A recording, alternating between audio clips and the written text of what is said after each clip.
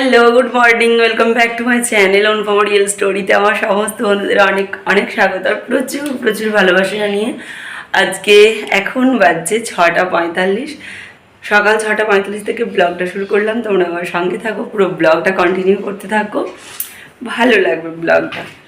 আর এখানে আমি এখন রান্নার জন্য তোড়জোড় করে নিয়েছি। এখানে এঁচুড় আর আলু কেটেছি, কুমড়ো পুঁই শাক করবো। এখানে কুমড়ো আলু আর এই যে পুঁই শাক কেটেছি, আম কেটেছি, আম দিয়ে টকের ডাল করব আর মাছ, এই রান্নাবান্নাগুলো করব।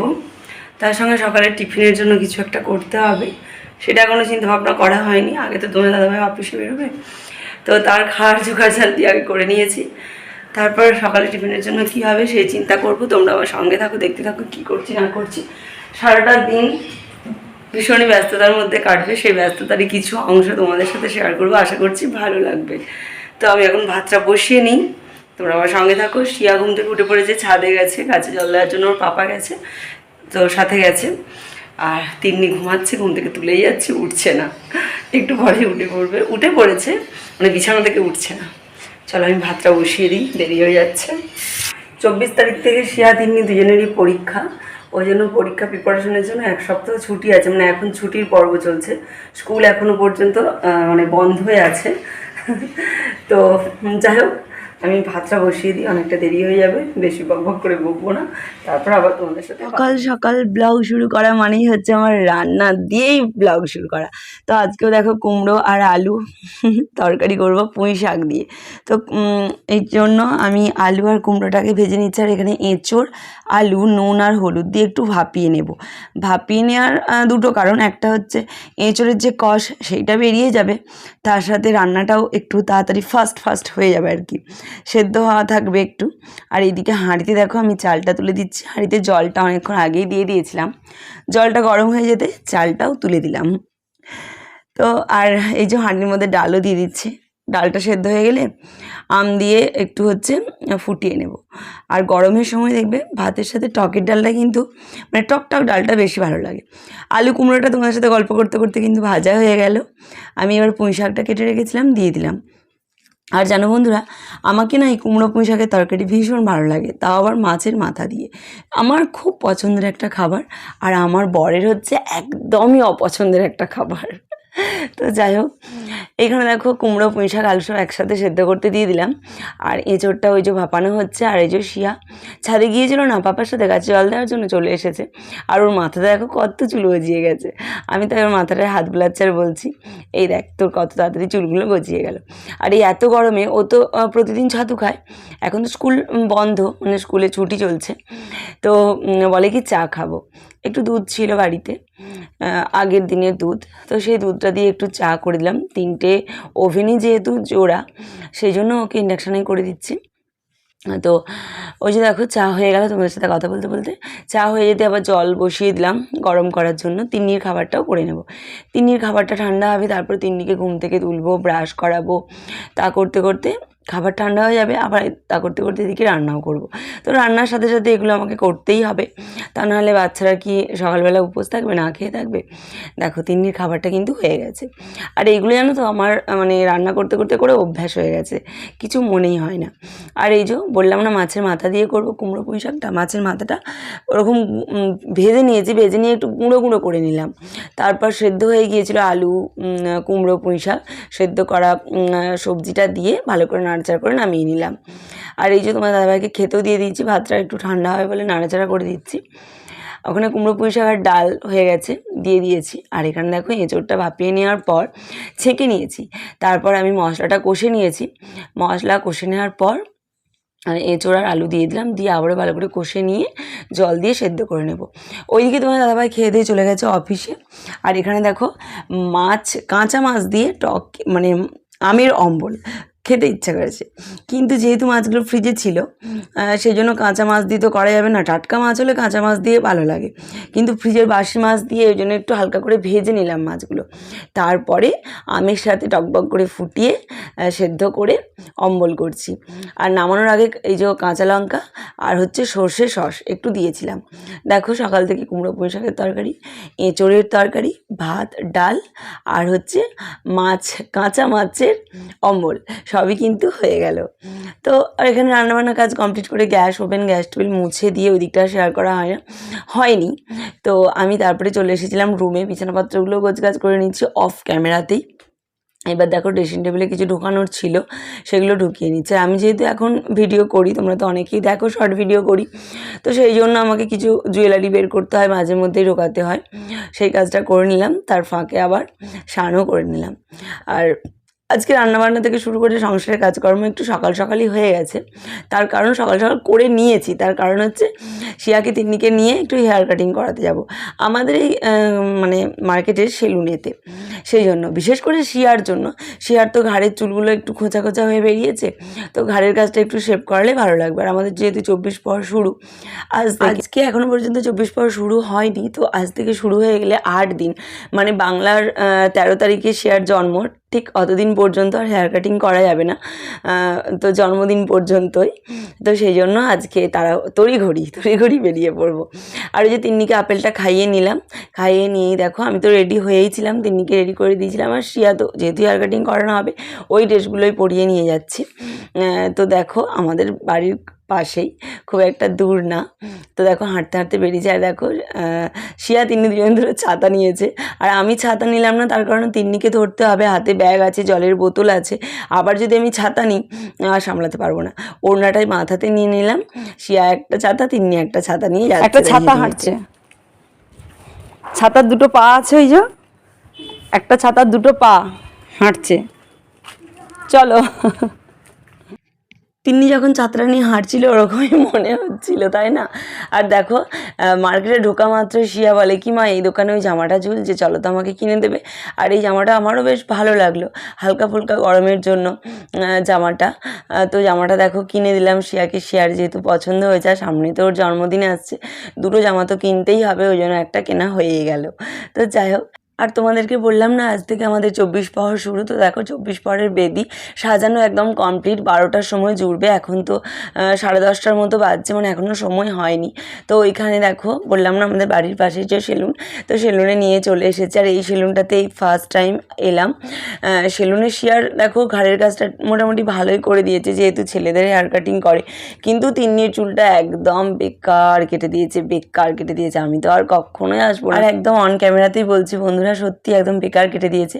আর আমার মেয়েদের হেয়ার কাটিং বেশিরভাগ সময়টা আমিই করিয়ে দিই, কিন্তু তিন্নিরটা ও বায়না করলে বলে করালাম, কিন্তু একদম বেকার হয়েছিল। পরে আমি আবার ঠিকঠাক করেছি যতটা সম্ভব হয়েছে।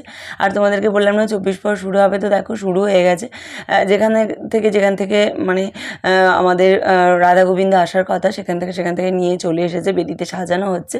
তো আমরা হেয়ার কাটিং করার পর বাড়ি আসবো, সেই পথে দেখো এই আইসক্রিম দেখতে পেয়েই বললো খাবো। আর তারপরে 24 প্রহর তলা দিয়েই যেহেতু আসবো, দাঁড়িয়ে দেখছিলাম, যেহেতু শুরু হচ্ছিলো 24 প্রহরটা। তারপরে দেখো চলে এসেছি বাড়ি, বেশিক্ষণ তো দাঁড়িয়ে থাকা যাবে না, ওদেরকে এসে বাড়িতে স্নান করাতে হবে, খাওয়াতে হবে, বেলাও তো বেড়ে যাচ্ছে, তারপরে রোদ গরমও তো বাড়ছে। আর আইসক্রিমগুলো রাস্তাতে খাইনি, দেখো এখানে এসে বসে খাচ্ছে ফ্যানের হাতে বসে। হ্যাঁ, তারপরে আমি বইয়ের দোকানে ঢুকেছিলাম, ওদের জন্য রং পেন্সিলও কিনেছিলাম। এখন দেখো 12টা 20 বাজছে, যদিও আমার ঘড়িটা 5 মিনিট ফাস্ট আছে, মানে 12টা 15 মতো বাজছে এখন। আইসক্রিম খেয়ে নেওয়ার পর শিয়া তিন্নি দুজনকে স্নান করিয়ে দিয়েছি, ওরা এখন বসে বসে আঁকছে। বললাম না আসার সময় রং কিনে দিয়েছি দুজনকে, তো ওরা বসে বসে আঁকছে। আমি দেখো ছাদে এসেছি জামা কাপড়গুলো তোলার জন্য। আর এই প্রচণ্ড গরমে জানো তো যতটা চেষ্টা করছি পারছি পুরনো আর ছোটো নাইটিগুলো পরার, কারণ কি বলো তো, পুরনো নাইটিগুলোতে দেখবে গরম একটু কম লাগে, আর নতুন নাইটিতে কিন্তু প্রচণ্ড গরম লাগে। তো সেই জন্য একটা পুরনো নাইটি পরে নিয়েছি, যাতে সারা দুপুরটা তো আমাদের প্রচণ্ড গরম বন্ধুরা, আমি বলে বোঝাতে পারবো না। যারা একতলায় থাকো অথবা দোতলায় থাকো এসি ছাড়া, তারাই একমাত্র অনুভব করতে পারবে যে সত্যি কতটা গরম বা কতটা তাপের মধ্যে সারা দিনটা, বিশেষ করে দুপুরবেলাটা কাটে। আর সন্ধ্যা থেকে ভালোই বাতাস টাতাস দেয়, তেমন একটা কষ্ট হয় না, কিন্তু দুপুরবেলাটা প্রচণ্ড রোদ গরমের মধ্যেই কাটে। আর বললাম না ওদের দুজনকে স্নান করিয়ে দিয়েছি, তো দেখো স্নান করিয়ে দেওয়ার পর ওরা যে রঙ কিনে এনেছিলো বসে বসে আঁকছে। আর জানো বন্ধুরা, শিয়ার না আঁকার হাতটা, বিশেষ করে রঙ কালার করাটা এত সুন্দর পারে। এই যে এখানে একটা কৃষ্ণ ঠাকুর আঁকছে বসে বসে, আর একটাও এঁকেছে, তোমাদেরকে আমি পরে দেখাবো, একটা শর্ট করে রেখেছি। তো এখানে এই যে রঙ দিয়ে দেখো তুলি রঙ করছে। তারপর ওদের শিয়ার আঁকাটা অনেকটা হয়ে গেল, হওয়ার পর দেখো আমি ভাত দিয়ে দিয়েছি। আজকে একটু বেলা হয়ে গেছে, আর তিন্নিকেও তো একা একা নিজে নিজে খাওয়া শিখতে হবে, ওই জন্য দেখো তিন্নিকে নিজে হাতে খেতে দিলাম, আর আমিও সাথে করে খাবারটা নিয়ে বসলাম। শিয়াকে কিন্তু ছোটোবেলায় ঠিক এরকমভাবে আমি নিজে হাতে খাওয়া শিখিয়েছিলাম। তারপর দুপুরবেলা মেয়েদের সাথে শুয়ে একটু ঘুমিয়ে পড়েছিলাম। এটা কিন্তু বিকালবেলা। তিন্নি হচ্ছে গ্লুকন্ডি খাবে বললে একটু গুলে দিচ্ছি। আর প্রচণ্ড গরমে গ্লুকন্ডি বলো, ওআরএস বলো, এগুলো কিন্তু খাওয়া বাচ্চাদের জন্য একান্ত দরকার। আর হচ্ছে শিয়া এখন টিউশনে পড়তে বসে গেছে, ওর 4টের সময় স্যার আসে। সেই দুপুরের পর বন্ধুরা আবার বিকালবেলা এসেছে, একটা লম্বা টেনে ঘুম দিয়েছি দুপুরবেলা, কারণ এত বড় দুপুর আর এত উত্তপ্ত দুপুরবেলা কাটবে কীভাবে, ওই জন্য মেয়েদের সাথে টেনে ঘুমিয়েছি। ঘুম থেকে উঠেছি 4:30 সময়। ফ্লিপকার্ট থেকে না, সরি, মিশো থেকে কিছু ব্লাউজ এসেছে। আর হচ্ছে চলো দেখাচ্ছি কী কী এসেছে। তোমার জামা দেখেছে, দেখিয়ে দিয়েছে যখন কিনেছি তখন। চলো, মিশো থেকে বন্ধুরা 3টে ব্লাউজ এসেছে, তার সঙ্গে আমার পুজোর সময় যে শাড়িগুলো কেনা হয়েছিল কাটানোই হয়নি, তো আমি 3 মাস আগে কাটাতে দিয়েছিলাম, 3 মাস পরে সেই ব্লাউজ পিসগুলো মানে ব্লাউজ তৈরি করে আমাকে দিয়েছে। সেই 3টেও তোমাদেরকে দেখাবো, তার আগে 3টে ব্লাউজ যে অর্ডার দিয়েছিলাম সেগুলোই দেখায়। আর ভয়েসের মাধ্যমে দিচ্ছি তার একটাই কারণ, প্রচণ্ড গরম বন্ধুরা, ফ্যান না চালিয়ে আমি বসে তোমাদেরকে কিছুই দেখাতে পারবো না। আর ফ্যান চললে একটা গঁ গঁ আওয়াজ হবে, তার মাঝখানে কথা বললে না ভয়েসটা একদম মানে শুনতে ভালো লাগবে না, ওই জন্য বেশিরভাগটাই এরকমভাবে ভয়েস ওভার করছি। আর দেখো এই ব্লাউজটার দাম নিচ্ছে 350 টাকা, হচ্ছে পিত্তি কালারের। তো খুব সুন্দর জানো তো, জরির কাজ করা প্লাস চুমকি বসানো। এইরকম ডিপ পিত্তি কালারের ওপর হচ্ছে যে কি বলে সাদা রঙের বা হোয়াইট কালারের যে জরির কাজটা খুব সুন্দর ফুটেছে। আর দেখো সকালে যে জামাটা কিনলাম, তিন্নি সমানে আমাকে বলেই যাচ্ছে, মা জামাটা দেখাও, দিদির জন্য যে জামাটা কিনেছো দেখাও। তো ওইটাই দেখো দেখিয়ে দিলাম, তোমরা তো দেখেছো, তবু আর একবার দেখিয়ে দিলাম। আর এই যে দেখো এই হলুদ ব্লাউজটাও কিন্তু মিশো থেকেই কিনেছি, আগের একটা শর্টসে দেখিয়েছিলাম না, তো এটাই হচ্ছে সেই ব্লাউজটা। এইটার দাম কিন্তু মানে ওই পিত্তি কালারের ব্লাউজটা থেকে একটু কম। যখন যেই সময় যেই ব্লাউজটা ওঠে, তো এখন এরকম হাকোভা হাতা ব্লাউজগুলোই উঠেছে, ওই জন্য কিনছি। দেখো আমার খুব পছন্দ হয়েছে, কিন্তু একটাই সমস্যা, পিছন দিকে বোতাম আমার একদম ভালো লাগে না, কিন্তু এগুলো পিছন দিকে বোতাম। আর দেখো একই জিনিস কিনেছি হোয়াইট কালার, আর সাদা রঙের একটা আছে, সেটা ফুল হাতা আমার আছে, কিন্তু এইটা হচ্ছে এরকম ছোট হাতা, ঘটি হাতা। তো এই দুটো গেল। এবার হচ্ছে তোমাদেরকে দেখাবো পুজোর সময় যে শাড়িগুলো কিনেছিলাম তার যে পিসগুলো কাটিয়েছি। প্রথমে দেখো এই যে পিত্তি কালারের ব্লাউজটা, এই শাড়িটা তোমার দাদাভাই দিয়েছিল, যারা যারা দেখেছো ব্লগগুলো বা আমার পুজোর সময়কার, তো সেই ব্লাউজটা দেখো কত সুন্দর করে হাতাটা বানিয়ে দিয়েছে, ঠিক যেমনটা বলেছিলাম। পিঠটা দেখো এরকম বানিয়ে দিয়েছে। আর যে দিদিভাইয়ের কাছে ব্লাউজগুলো কাটিয়েছি, এত সুন্দর ব্লাউজ কাটায় কি আর বলবো, আজকে 5-6 বছর হয়ে গেল তার কাছেই কাটায়, আমার তো খুব পছন্দ হয়, আর এত সুন্দর ফিটিংস হয় মানে বলার মতো নয়। যাই হোক দেখো এই যে লাল কালারের যে একটা শাড়ি কিনেছিলাম না, আমার ভাই দিয়েছিল, তো সেই ব্লাউজ পিসটা দেখো কাটিয়েছি। আর এরকম সাদা কালারের রয়েছে, লেস বসিয়ে দিয়েছে, আর এরকম ঘটি হাতা করেছি যাতে করে দেখতে ভালো লাগে। আর যে কোনো সাদা শাড়ির সাথেও কিন্তু এই ব্লাউজটা পরা চলবে, মানে আমার তো অনেক সাদা শাড়ি আছে, তার সাথেও এই ব্লাউজটা পরা চলবে, সেই কারণে ওরকম লাল লেসটা আমি বসাতে দিয়েছিলাম। আর দেখো তিন্নিকে পরিয়ে দিচ্ছি, মানে তিন্নির গায়ে লাগিয়ে দিচ্ছি, কি সুন্দর লাগছে। আর এই যে এটা পুজোর শাড়ি না, এটা তার আগের শাড়ি, কিন্তু ব্লাউজ পিসটা রয়ে গিয়েছিল, তো বানিয়ে দিয়েছে। হাতাটা দেখো খুব সুন্দর বানিয়েছে। মিশো থেকে 3টে, আর এই যে ব্লাউজ পিস কাটানো 3টে, মোট 6টা ব্লাউজই তোমাদেরকে দেখিয়ে দিলাম। কোন ব্লাউজটা তোমাদের বেশি ভালো লেগেছে সেগুলো কিন্তু আমাকে অবশ্যই তোমরা কমেন্ট করে জানিও, ঠিক আছে। আর এই যে আগের দিন কৌটোগুলো কিনেছিলাম, এগুলো ফ্লিপকার্ট থেকে কিনেছিলাম, তো সেইগুলো এখন আমি ভরে নেব, মানে যে পুরনো কৌটোগুলো আছে সেগুলো বাতিল করে দেবো আর নতুনগুলোর মধ্যেই রাখবো। আর এই নতুন কৌটোগুলোর মধ্যে সমস্ত জিনিসপত্র ঢুকিয়ে রাখার পর প্রচুর কৌটো জানো তো বাতিল হয়ে গেল।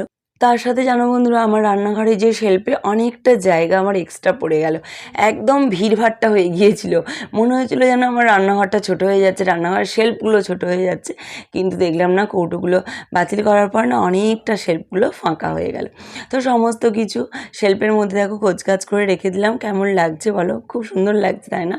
আমার তো বেশ ভালো লাগছে। আর কতদিনের ধরে মানে স্বপ্ন ছিল যে এরকম সুন্দর করে কৌটো দিয়ে সাজাবো রান্নাঘরটা। তো স্বপ্ন তো একদিনে পূরণ হয় না, আস্তে আস্তে পূরণ হয়। তো সেরকমভাবেই দেখো আজকে একটা নতুন স্বপ্ন পূরণ করলাম।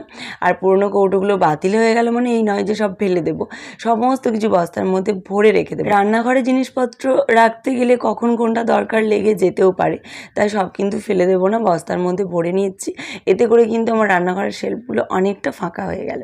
যাই হোক, রান্নাঘর গোছগাছ করা হয়ে গেল। আজকে সারাটা দিন কতটা ব্যস্ততার মধ্যে কাটলো, এই প্রচণ্ড গরমের মধ্যে কিভাবে আমার বাচ্চাদেরকে নিয়ে কাটছে, সমস্ত কিছু তোমাদের সাথে শেয়ার করলাম। আশা করছি ভালো লাগলো। যদি ভালো লাগে লাইক করে দিও। আজকের মতো টাটা, গুড নাইট।